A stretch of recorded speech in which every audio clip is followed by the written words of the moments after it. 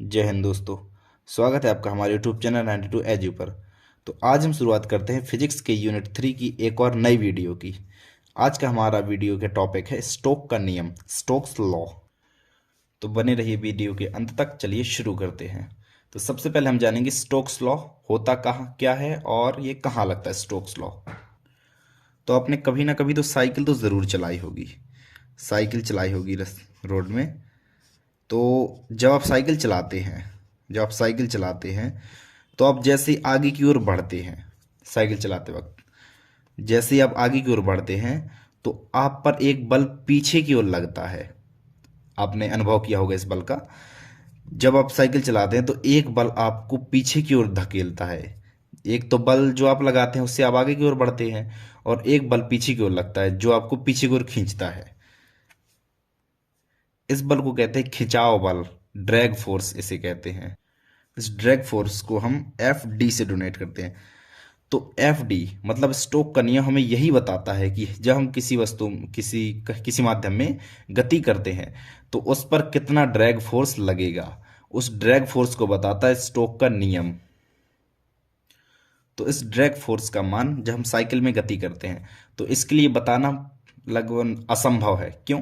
क्योंकि हमारे साइकिल का आकार कुछ अलग होता है, बहुत ही कॉम्प्लिकेटेड, और शरीर का भी बहुत ही ज़्यादा कॉम्प्लिकेटेड।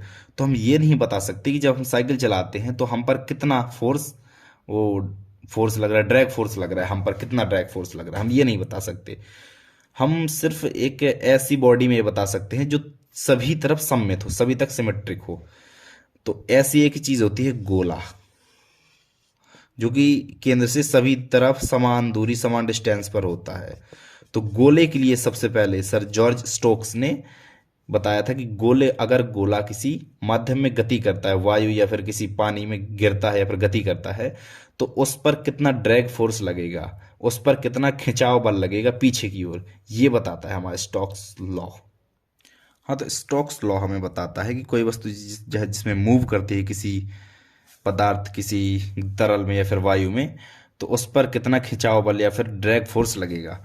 और उस ड्रैग फोर्स का मान सर जॉर्ज स्टोक्स ने बताया था कि 6 पाई ईटा आर वी, ये होता है ड्रैग फोर्स का मान। इसे अभी हम डिराइव करेंगे, विमीय विधि से इसे हम डिराइव करेंगे।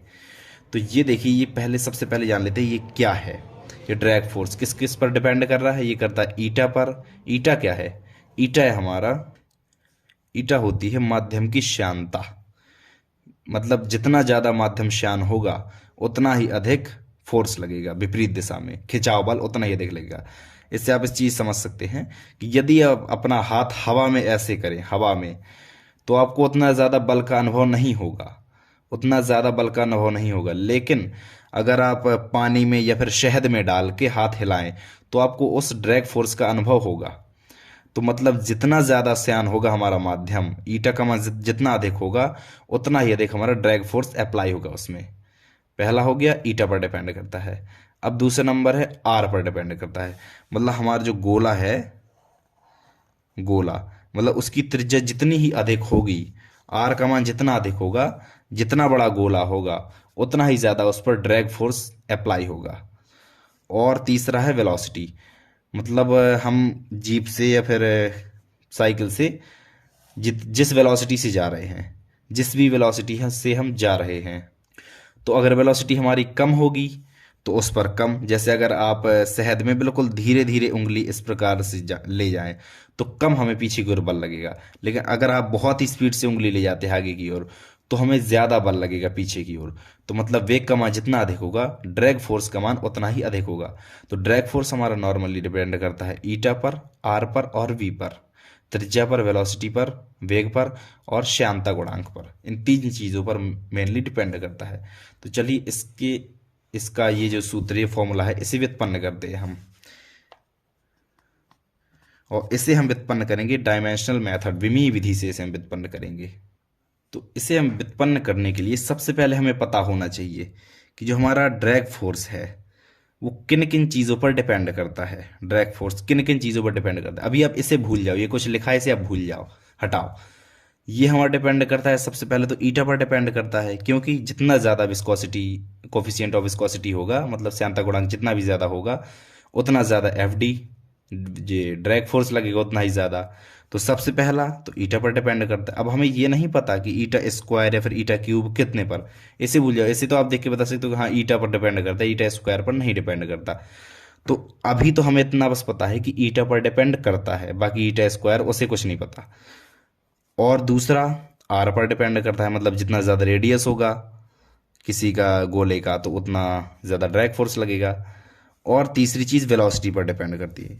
इन तीन चीज़ों पर, इनका स्क्वायर या फिर क्यूब, ये कुछ नहीं पता कि इनका स्क्वायर होता है या फिर क्यूब होता है, ये हमें नहीं पता। हमें इतना बस पता है कि इन तीन चीज़ों पर हमारा ड्रैग फोर्स डिपेंड करता है। तो नॉर्मली हम इसे एफ डी इस प्रकार से लिखेंगे, प्रोपोर्शनल टू, डायरेक्टली प्रोपोर्शनल है तो ईटा आर वी। अब इसे हम हटाएंगे प्रोपोर्शनल के चिन्ह को, तो क्या आएगा, इक्वल टू 6 पाई, नहीं है 6 पाई नहीं, हम के मान लेते, के मान लिया, कोई भी नियतांक मान लिया, तो ईटा आर वी।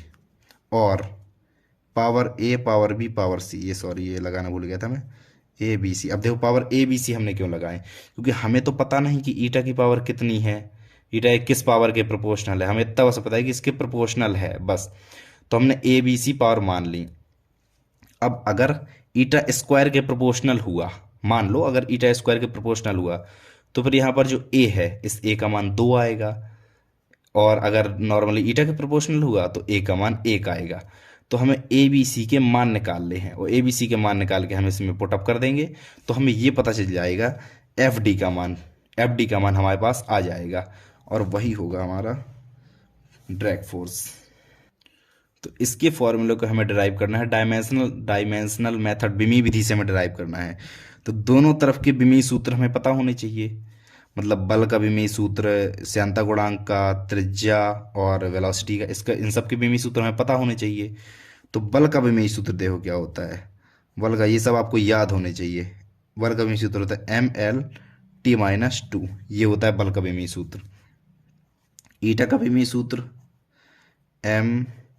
mL-1T-1, ये होता है ईटा का बिमी सूत्र। और आर, आर मीन्स त्रिज्या, और त्रिज्या मतलब एक लंबाई, तो आर का तो सबको पता है, आर का नॉर्मली एल हो जाएगा विमेय सूत्र। और वी का, वेलोसिटी का, इसका विमेय सूत्र होता है L/T-1।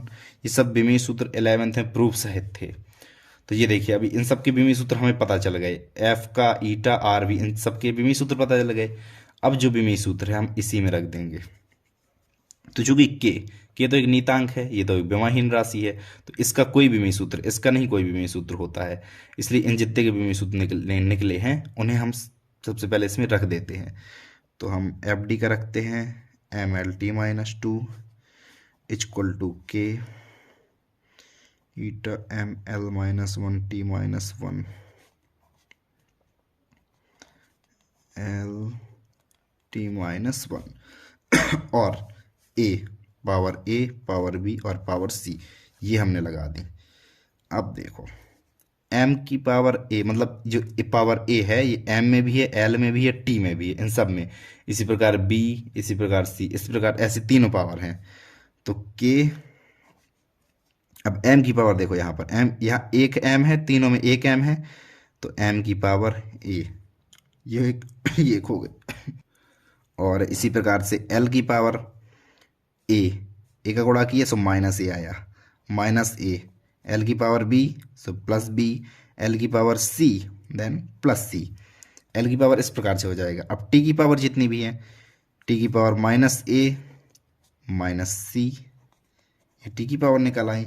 तो एम की पावर, एल की पावर, टी की पावर, इस तरफ mL/T-2, यहाँ पर हम एक एक पावर मान लेते हैं, जब कुछ पावर नहीं तो एक एक मान लो।